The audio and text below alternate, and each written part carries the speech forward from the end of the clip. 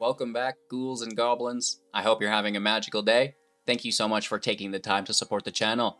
We continue through our journey of the Starter 2023 decks, upgrading each of them for both Standard and Alchemy, with the rares and mythics received from the cumulative starter decks that you do unlock through the new player experience. Today, it's mono black, right? We are here within an Alchemy upgrade guide. We're going to take a look at the deck list, talk about the strategies, the synergies, demonstrate this within our gameplay footage, wrapping up, of course, with our final thoughts. Thank you all so much for supporting the channel. Make sure to like, comment, and subscribe to help ensure content continues to come out on a regular basis. Let's take a look at the new deck. All right, here we are. The Cold-Blooded Killer is an Alchemy upgrade, 60 cards. It's perfectly balanced, 18 apiece, creatures to non-creatures, and a 2.1 average with 24 lands. It is an aristocrat / sacrifice deck, utilizing the death of our own creatures for additional value via the Ghoulish Procession and the Morbid Opportunist. So these are two of the big ones, but we also have things like Xander's Wake in the deck as well. All right, so what are we doing with these cards? Well, first off, we'll be creating zombies. Whenever one or more non-token creatures die, create a 2/2 black zombie creature token with decay. This ability triggers only once each turn, right? So the decay means when it attacks, it will sacrifice it at the end of combat. Now we do a nice little trick in the deck where we go into full control, attack with the decay, and before they self-sacrifice, when that decay goes on the stack, because we're in full control, so it stops it now, we can sacrifice that zombie with decay that would be dying already to gain that value. And of course, if we happen to have the Morbid Opportunist in play, we'll gain additional value. For 3 mana, it's a 1/3, and whenever one or more other creatures die, draw a card. This ability triggers only once each turn. So those decay triggers will be death of a creature, having you draw via the Opportunist. This is fantastic. So that's kind of the cycle that we want to install within the board state, is get a Procession out, get an Opportunist out. You're removing your opponent's creatures, hopefully, maybe your own are dying to start the cycle, and then you're drawing, you're playing new things, you're removing their stuff, and it just kind of continues on as you go through your deck. There are other things that are supported here, like Xander's Wake for 2 mana, an enchantment, and whenever one or more creatures you control die, draft a card from Xander's spellbook, triggering again only once each turn, which means you can do it on your turn. You can also do it on your opponent's turn, which is quite helpful, and this will help us have basically an unlimited supply of creatures to play, and then they die, triggering the Procession, triggering the Opportunist, triggering Xander's Wake. Again, it's just a cycle that goes on and on, my friends, which is really, really nice. So now that we kind of have that going on, what are some of the other effects that we have in the deck that can sacrifice those creatures for additional value, like we mentioned? First and foremost, we have the Dockside Chef for 1. It's a 1/2. You can pay 2 to sacrifice an artifact or creature, drawing yourself a card. So this is really nice, like I said, in full control with the decay. Also, if your opponent targets you with anything, right, you can kind of just take the thing that would be removed anyways out from underneath it, have their spell fizzle, and you get a little bit of additional value. We have the Shattering Finale for 2. Sorcery Casualty 1, which means you can sacrifice a creature to copy this spell. Target creature an opponent controls gets -0, -3, so potentially -6, which should kill anything, and that minus is really cool because it can get through indestructible effects. We have the Deadly Dispute, 3 copies of this in deck for 2 at instant speed. As an additional cost to cast the spell, sacrifice an artifact or creature, draw 2 cards, and create a treasure token. So again, this is just going to help us propel our way through the deck. We absolutely love it. And then finally, the Skullport Merchant for 3. It's a 1/4, and when it enters the battlefield, create a treasure. And then we can pay 2 to sacrifice a creature or treasure to draw a card, kind of like the Dockside Chef, right? So again, a lot of draw within the deck via the sacrifice, which isn't a problem because we have the ability to generate these zombies, get vampires through the wake every turn, and we should have an abundance of creatures. However, there are some organic creatures in deck that we can sacrifice as well. The first being the Cursebound Witch for 1, a 1/2. When it dies, draft a card from the spellbook. Which there are a lot, 15 of them to be precise. Some life gain, some removal, some field wives. I like it because you can actually gain some rares and some mythics here. Very powerful cards through this uncommon card, which is really, really nice, right? Like getting access to Cruel Reality through the Witch is just chef's kiss. We also have the Shambling Ghast. It's a 1/1 for 1. When it dies, create a treasure token, or a creature an opponent controls is going to get -1/-1 until the end of turn. So, really nice death effects there. We have the Underdog, which is, again, a nice target solely for the fact that it can be replayed from our grave via the Blitz, paying 2 life, drawing a card when it does die. If we Blitz it, which is very, very, very nice. The Soul Ripper can actually sacrifice creatures as well. It's a 4/3 for 2 vehicle crew for 2. When it attacks, you may sacrifice. If you do, put a +1/+1 counter and gain Menace, which we absolutely love. And I believe that those are all of our creature sacrifice effects. We can sacrifice blood tokens through the Forebearer. Just a really nice attacker, 3/1. Whenever it deals combat damage, make a blood token. This blood token can be sacrificed through the Merchant, through the Deadly Dispute for additional draws. You can also sacrifice 2 of them to pay 1 to replay the Forebearer from the grave, which is pretty decent as well, right? So lots of additional value. The grave replayability is here as well. There is some removal. We have a copy of March, 1 mana plus X, instant speed, dealing X damage to any target creature and or planeswalker. You're going to gain X life here as well, and you can reduce the casting cost of it by 2 by exiling from your hand a black card. Non-land, of course. With this being said, we also have Cast Down, destroy target non-legendary creature for 2 at instant speed. And then finally, Hero's Downfall for 3, destroying creature or planeswalker at instant speed as well. So a lot of creatures, a lot of sacrifice, a lot of draw, a lot of a decent amount of removal, right? We have 5 hard removals. The Ghast is soft removal. The Witch can find some as well for us, which is quite nice. And then the Finale was another really nice removal. So, it's a very good balance of creatures to removal to draw. It's just like a very well honed in deck, which is really good as a beginner who's looking to flourish within the game. So I hope you guys enjoyed the deck tech. We will go ahead and demonstrate it now within the gameplay footage. If you haven't done so, make sure to like, comment, and subscribe. It really does help support, and then maybe I can quit asking. Yeah, right, dude. But, most importantly, let's play some Magic and have some fun with Cold-Blooded Killers, the free-to-play Alchemy upgrade deck. Opponent goes first. I love the curve. That's, well, you know the rest. Turn 2 fills itself out with the draw. We like it. Foolish Procession's a good engine within the deck, helping us make creatures to sacrifice. Intrepid's a good card. Turn 2 Mythic. Sweet, what's mine say? Pass. If we attack, they just attack back. So we will defend. And, smells like a Brutal Cathar, but it could be anything. A Candle Trap. We are now a defender. Interesting. And then they will scry 2 with an Era of Enlightenment.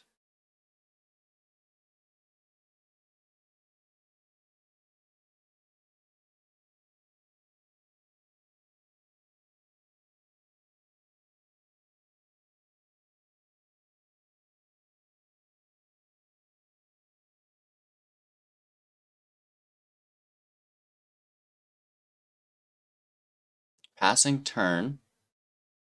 Third land, Opportunist, pass turn back. They gain 2 life to 22.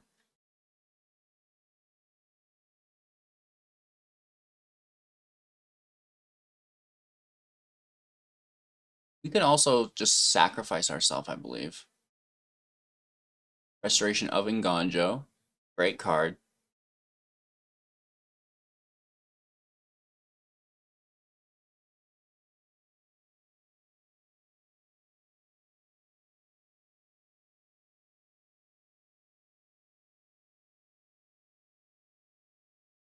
Shambling Ghast, though, am I right? A secondary Opportunist? Why not? No attacks. We don't want to lose the first.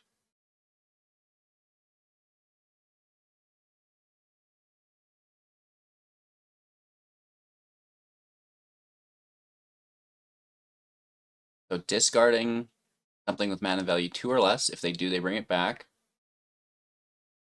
They could have tossed the land.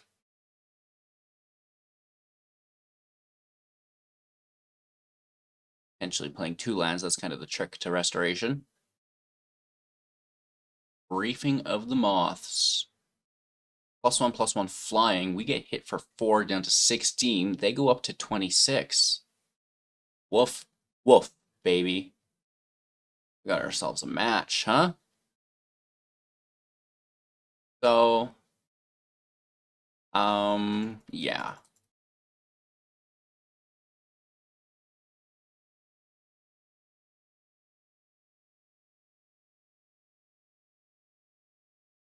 Want to kill that restoration quite badly.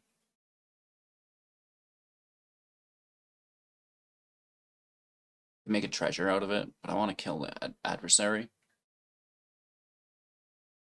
So I guess maybe we will just, because restoration is going to have summoning sickness, so it doesn't have to actually be removed immediately.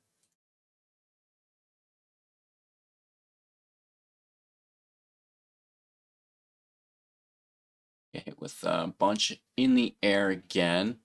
Hashtag not. All right, so we're making a zombie. We're drawing 2, and we're killing this intrepid adversary.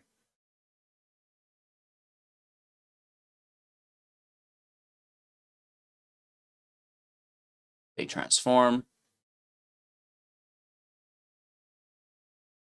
No attacks, I don't think. I mean, they have 5 untapped mana, 3 cards in hand. It could be some shenanigans for sure. Hey, Adeline's pretty good. Doesn't love Adeline. And then Light Pause, interesting. Adeline to 4. So Downfall is an Adeline thing now, you know?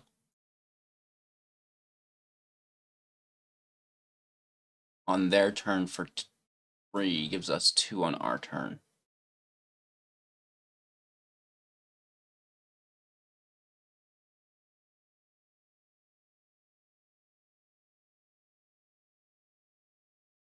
Give me that treasure. Do it. Right, so it's triggering Ghoulish Procession. It's triggering both Opportunists. And it itself makes a treasure.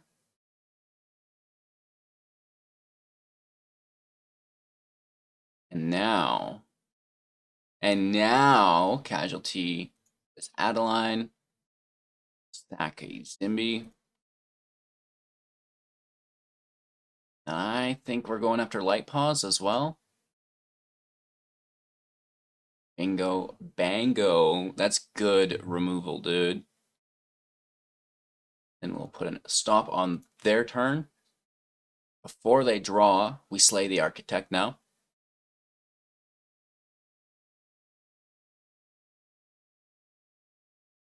And again, making a zombie, double drawing.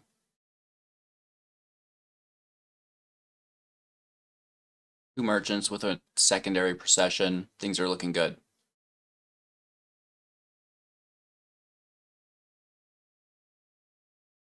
You're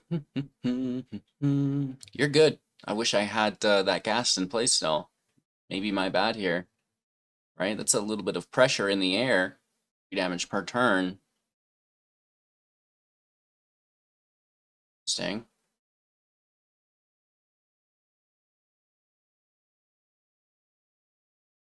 We've already had the Opportunist trigger for the turn, so that's fine.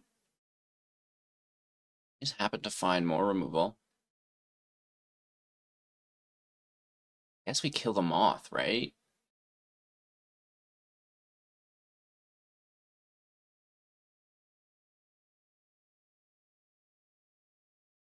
I will attack. We go in full control. This is Control Shift on the Windows machine. If not, Google it, because I've never owned a Macintosh in my life. I think it's like a command key or something they call it.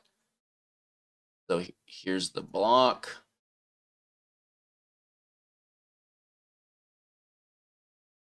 Take a triple draw. If they didn't block, we were just going to leave it die, and we didn't have to use the chef. But also liking that opportunity if you want. And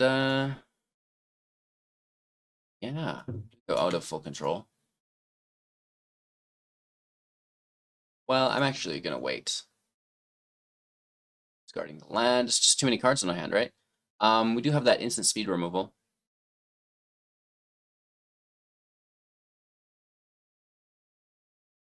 Interesting. We actually don't want to flip this into the Sinister Judgment because that puts us on a pretty aggressive clock. Good defender, though.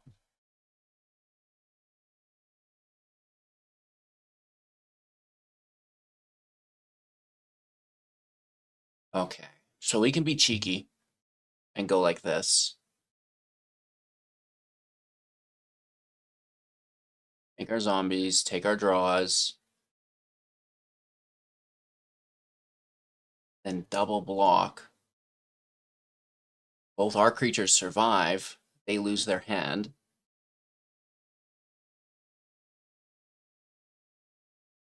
Take 2. It's okay.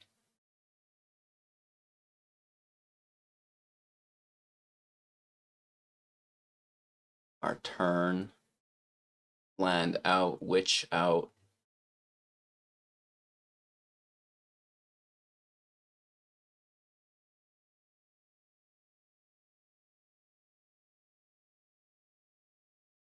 We take it and just go wild.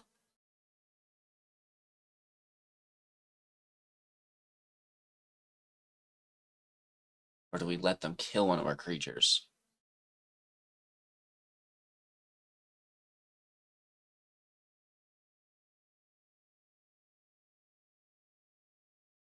Let's go wild about it.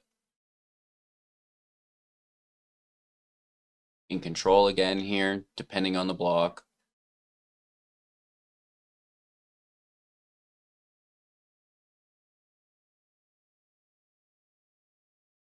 Say take it.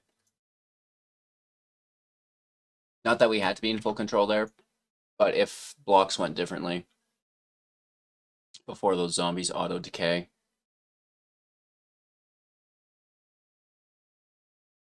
Good damage.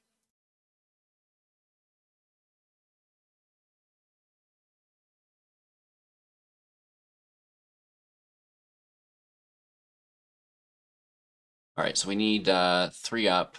Gives us 2 to spend this turn.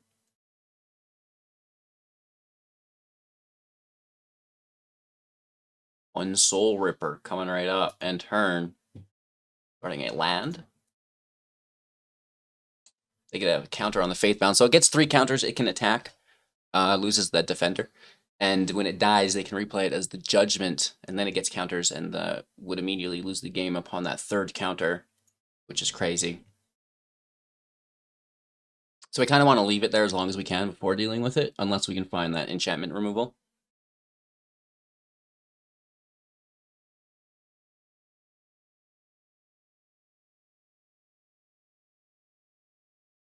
Right, I mean, we're dunking on this Moth here this turn with the downfall.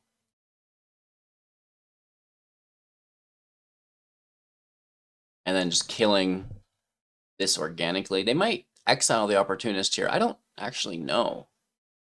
The +1 is tasty, but the minus is like always good value. It's a harder choice to make for sure. They're going to take that Opportunist, it looks like.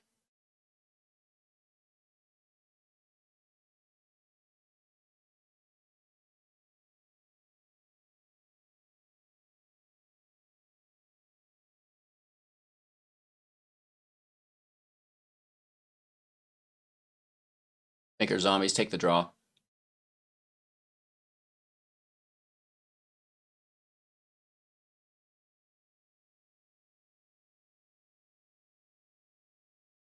So this can crew with the decay zombies, which is really cool.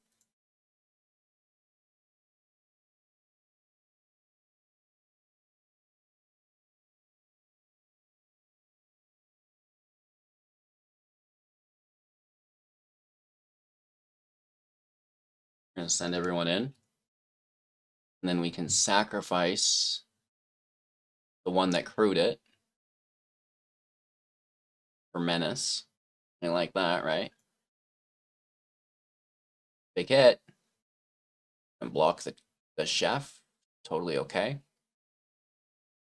Literally don't need to draw. We could draw off ourselves. And in the spirit of goodwill, we will. Why not, you know? Take another draw, dude. 28 cards in deck. You know, it's sometimes the most powerful words. A lot of the times, the most powerful words you'll see on a Magic card is draw a card.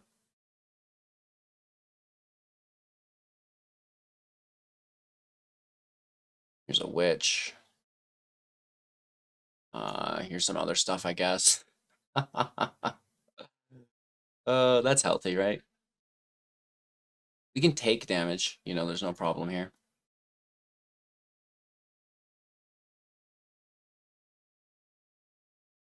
They get their second counter on the judge. And at this point, they're low enough in health that these 3 turns for the Sinister's Judgment won't really affect us, and I think that we can remove it now. But removing it earlier on was pretty suspect because they could have just replayed it, and it's like, well, now you have 3 turns to finish this whole thing. I hope they don't have any interaction, right? Does that take our trap? No, this is creature, not permanent. It is in vehicle right now, right? So they do get the merchant. Not a bad play. Take our turn. Good game. Blast them for 4. Attack in. Going first with a nice hand. Playing slow into the doogie.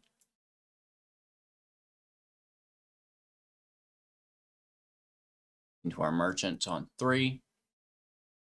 Hopefully we can get a second 2-drop on 4. Or that 1-drop works also.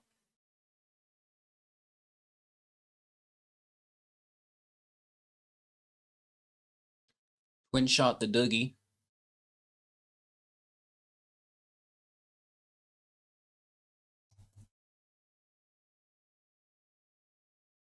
Yeah, I'm fine with it.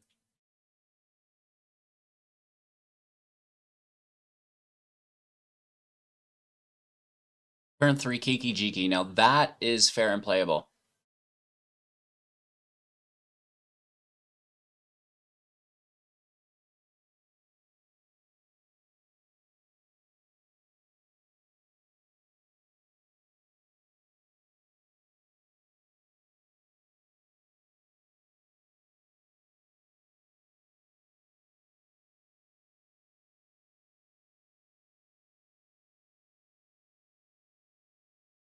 All right. Now we're moving through our deck a little bit here. We like it.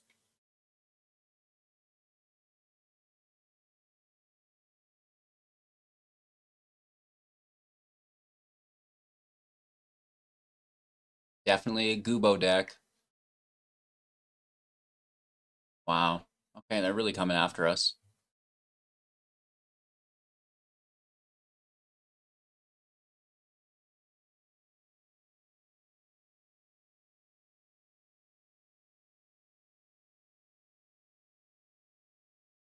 Swing in for 3.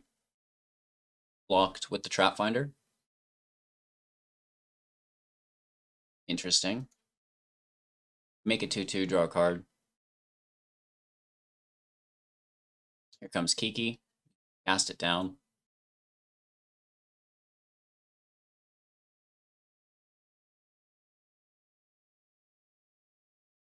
That's a big field. Really? Holy. I'm double blocking that.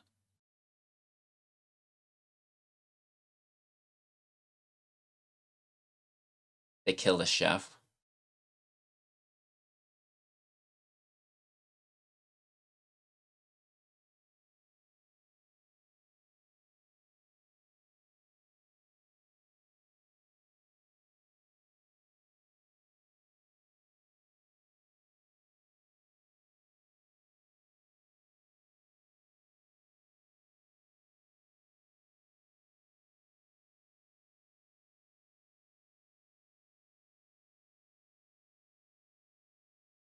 Let's go about it.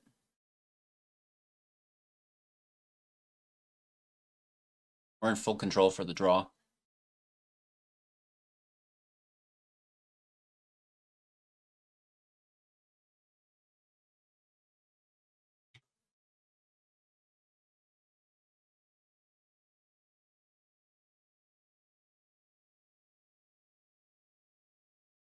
They have a fairly formidable field if they get the Hobgoblin to push people up. Or the Battle Cry, sorry, that's the one.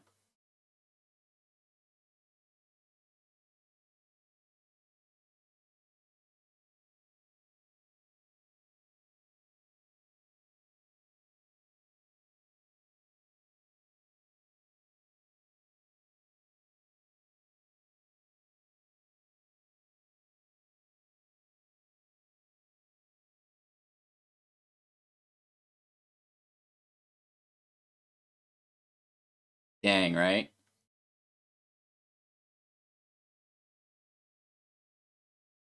I guess we kill Squee on entry.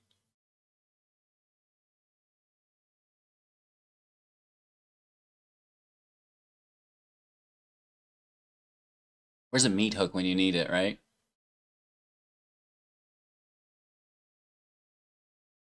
Maybe we can get a field wipe from the first witch.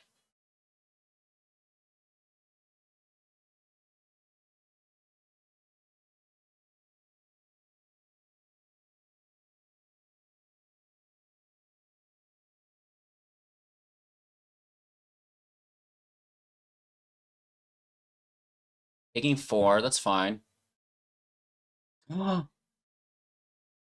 Fully.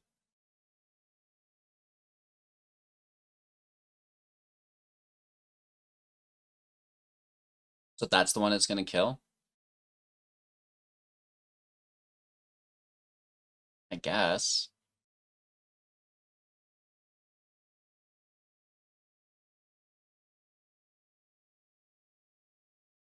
We still have our downfall open.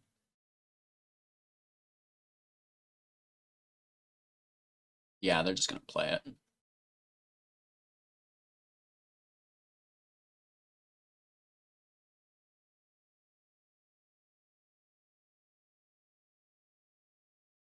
Take our draw. I mean, it's not attacking this turn, so we can kill it next turn. Thank you. Oh, okay, so we're choosing Goblin with that, and we're having a great big laugh.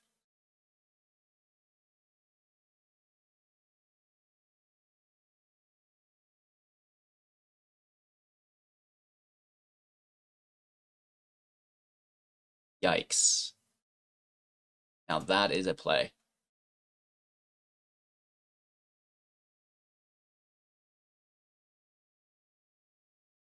Get after it. Big hit. 9 damage. Down to 5.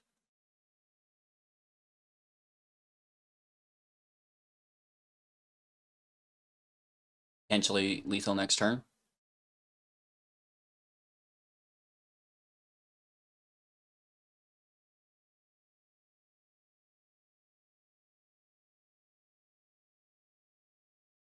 So lucky with that spellbook. Ridiculous. Oh no. +1 and haste? Oh no. What the? Plus they can Kiki, or sorry, Squee it. Wow. Are we dead?